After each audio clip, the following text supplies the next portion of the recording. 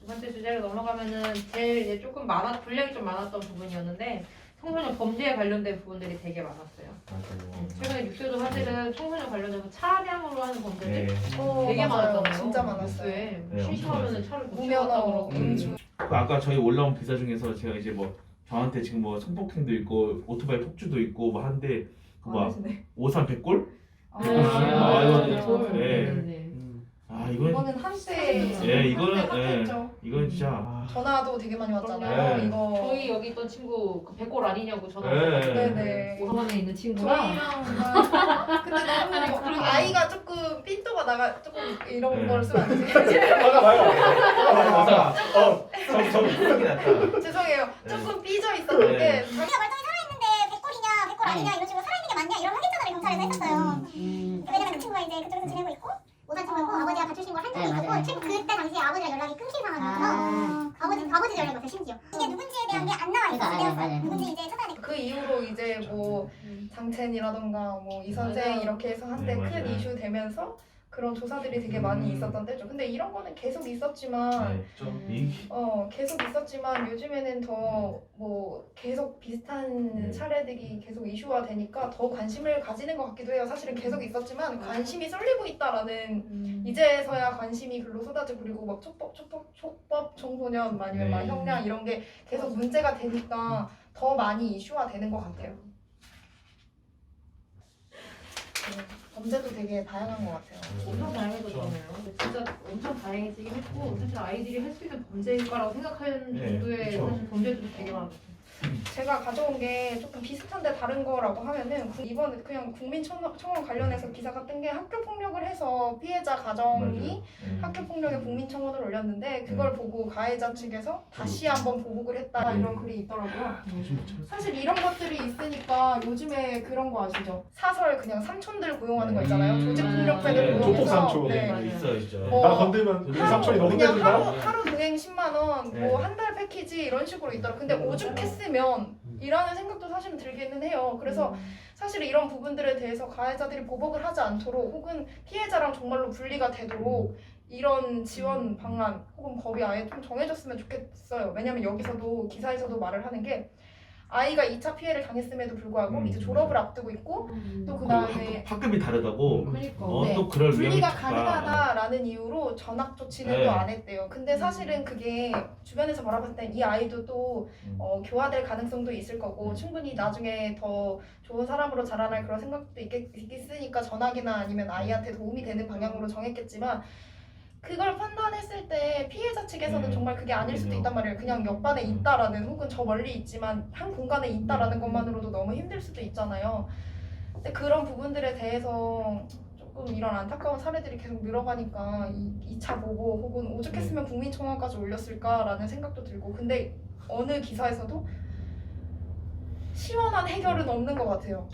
그냥 메시지만 전달해주고 근데 그래서- 근데 이게 또 안타까운 게 국민청원 올렸는데 그 가해자가 자기 SNS에 국민청원을 올린 거에 대해서 조롱하다고 욕을 하면서 그게 2차 그 부모한테 그런 것들은 사실은 진짜 교화를 시켜줘야 되고 그건 이게 정말 잘못된 이게 거라고 그- 알려줘야 되는데 근데 거의 교화가 여기서 그거예요. 교내봉사. 맞아요. 네, 이게 말이 되는 거죠. 저는 그 전학이 제일 뭐 심하다라고 네. 얘기를 하는데 맞아요. 사실 전학을 가도 2차 보복은 맞아요. 있었어요. 그쵸, 이전에도 왜냐면 뭐 사실 시도를 벗어나서 전학을 시키지 않아서 2차 보복은 계속 맞아요. 있었고 네. 사실 전학 시킨다고 받아주는 학교 사실 없는 것도 없어요. 문제고 사실은 이거에 대해서 다 연결돼 있거든요. 그리고 정말로 아까 남선생님이 얘기했듯이 인터넷 세대 그리고 사이버 세대라 뭐 하나 뿌리면 전체가 다 알고 거기에도 다 소문이 나는 시대이기도 해요. 그러다 보니까 정말 속 시원한 해결이 아무것도 없는 피해자만 힘든? 전화 가도 다 알아요. 뭐가 좀 네. 오히려 좀 이런 어정쩡한 알아봐드리겠습니다. 네. 네, 뭐가 좀 좀 여담이긴 한데 이번에 나영이 관련돼서만 봐도 오히려 이제 출소를 하잖아요. 출소를 하게 되는데 오히려 피해자가 오히려 이사를 하게 되는 경우가 있는 게 오히려 저 내가 그게 피해자인데 까맣죠. 내가 왜 피해서 가야 되냐라는 건 좀 문제도 있고 맞아요. 그래서 맞아. 네, 좀 그런 부분이 있어서 심지어 피해자가 이동을 했는데 아까 말했듯이 네. 그 학교를 전학을 가도 이미 다 퍼져 있으니까 네. 그 개명을 해요. 자기 이름을 바꾸고 전학을 가요. 맞아요, 맞아요. 그러니까 이게 맞아요. 자긴 피해자인데 자기가 신분을 바꿔야 되는 거예요. 제가 있는 소년원 가잖아요. 근데 그 소년 보내는 이유가 이제 건강한 육성도 되고 교화라는 이런 의미도 포함해서 이제 소년을 이제 일부러 보내는 건데 사실 아이들이 거기 갔다 와도 사실 뭐 나오면 사실 또 똑같이 또 되는 그런 것들이 있어서 사실 이런 게 정말로 맞는 건가? 이런 처벌들이 맞나?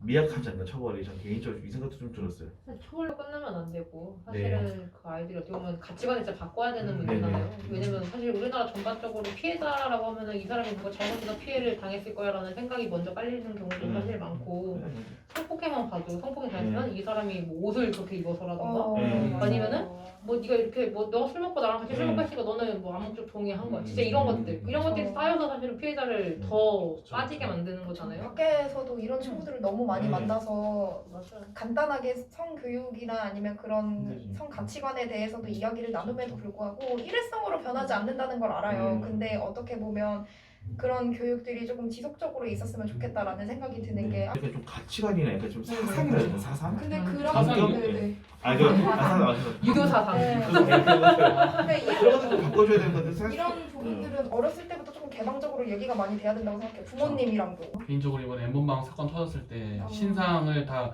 공개해야 되지 않았나라는 좀 생각을 갖고 있어서 네. 좀 그쵸. 논의 얘기인데 그쵸.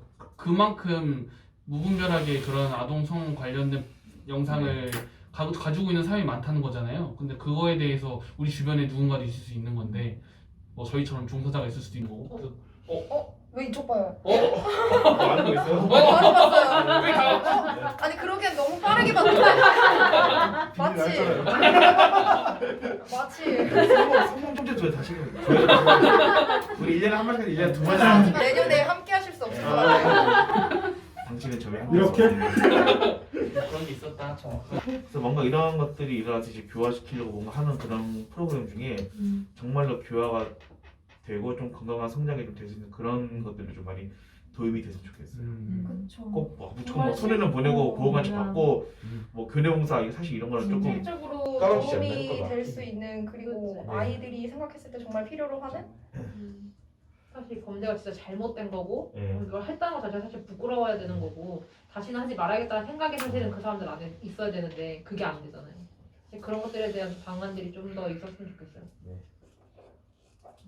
모두가 말씀하셨듯이 그냥 근본적인 것부터 청소년들한테 알려줄 필요가 있고 가정에서부터도 사실 가출 청소년들도 가정에서 제대로 이루어지지 않으니까 나와서도 이게 성립이 안 되는 거잖아요. 그럼 그 역할을 저희 쉼터들이 조금 맡아서 해줄 수 있는 부분이 있을 수 있다고 생각하고 그럼 여기 쉼터 내부에서도 뭐 청소년들에게 할 수 있는 교육의 질이나 이런 거에 대해서도 좀 더 많이 생각을 해봐야 되지 않을까.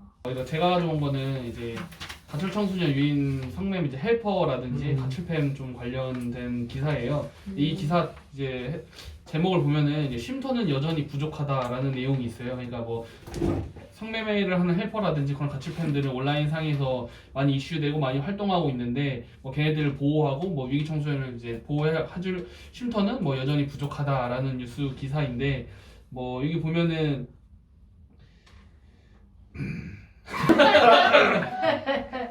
어쩔 수 없이 자연스럽게 이런 인터넷 속에서 파생하는 범죄가 되게 많다고 생각해요. 근데 그 중에서도 이제 가출 청소년들을 대상으로 한 뭐 헬퍼라든지 도움이 필요한 친구들을 역으로 이용해서 범죄에 유입시키는 건데 저는 이게 쉼터가 부족해서 그런다기보다는 이런 온라인 부분이라든지 이런 부분에서는 이용자들은 점점 더 늘어나고 있는데 이거에 관련된 전문 인력이라든지 뭐 그런 부분은 조금 더 미흡해서 오히려 이런 부분이 더 부각돼서 보이지 않나 라는 생각을 좀 해봤는데 선생님들은 어떻게 생각하는지 의견이 좀 궁금해서 제가 이 기사를 가져왔습니다. 이 기사 제목이 성매매 헬퍼 느는 데잖아요. 느는데 그럼 이 기사에서는 여기 헬퍼를 약간 좀 좋게 긍정적으로 바라보고 있는 그렇죠, 그런 느낌이죠. 저는 좀 많이 반대거든요. 얘네들 왜 자꾸 이렇게 좋게 보고 하는 건지 저는 이 헬퍼라는 것 자체가 이해가 안 되는 거예요.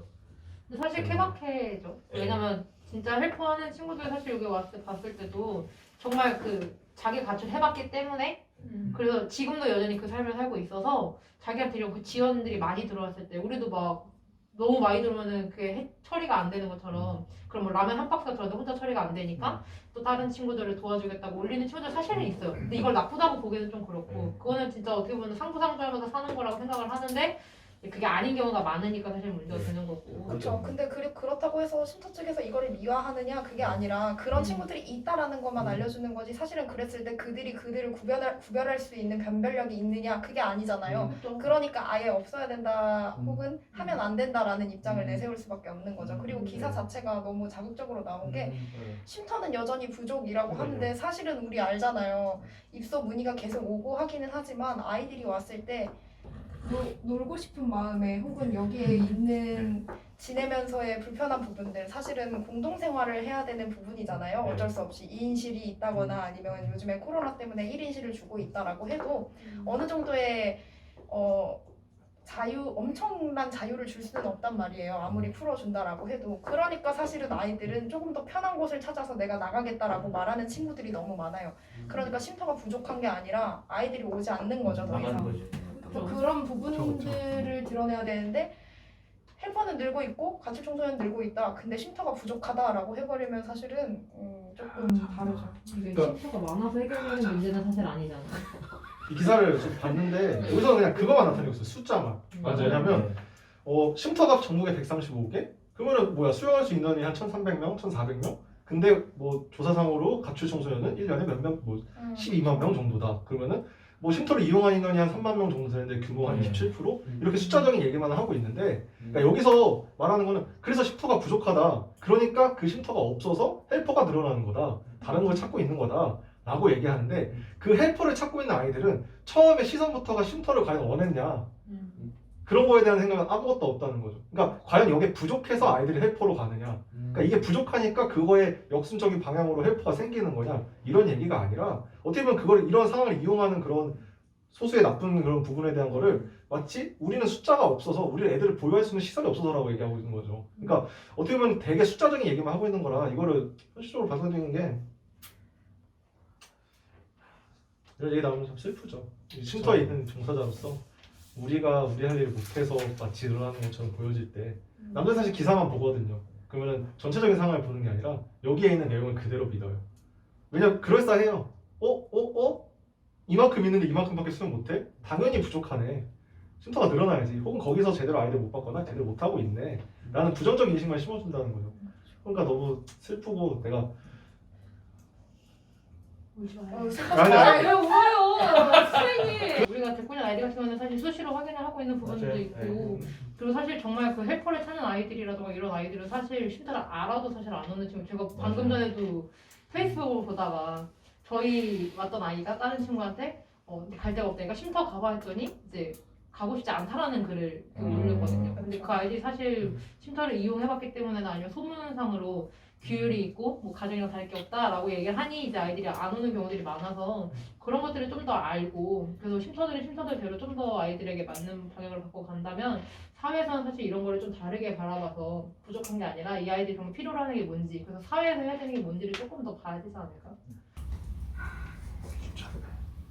쉽지 않네요. 어른한테 4,000원짜리 사달라고 하고 그걸 2,000원을 더 얹어서 주는 그 느낌이에요. 여성분들은 무료.